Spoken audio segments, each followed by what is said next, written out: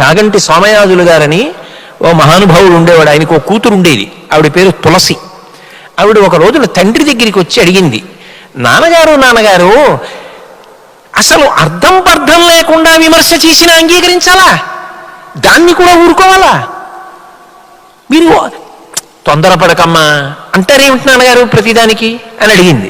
అడిగితే ఆయన అన్నారు, అమ్మా నువ్వు రాసిన విషయం ఏదైనా ఇలా పట్టరావు ఓ కాగితం అన్నారు. ఆవిడ వ్రాస్తూ ఉండేవారు వ్యాసాలు. ఓ కాగితం పట్టుకొచ్చింది. నేను అడిగింది ఏమిటి, నాన్నగారు చెప్తున్నది ఏమిటని విసుక్కుని. ఆయన కాగితం వంక చూసి అన్నారు, అమ్మ మార్జిన్ వదిలిపెట్టామి, అది కూడా రాసైపోయావా అన్నారు. ఆ అమ్మాయింది, నాన్నగారు కాగితం అంతా రాసేస్తే అందంగా ఉండదు, మార్జిన్ వదిలితేనే అందంగా ఉంటుంది నాన్నగారు అంది.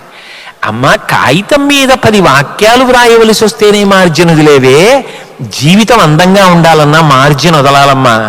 అక్కర్లేని విషయాలు నీ మీద అన్నవాళ్ళని వదిలేయడం కూడా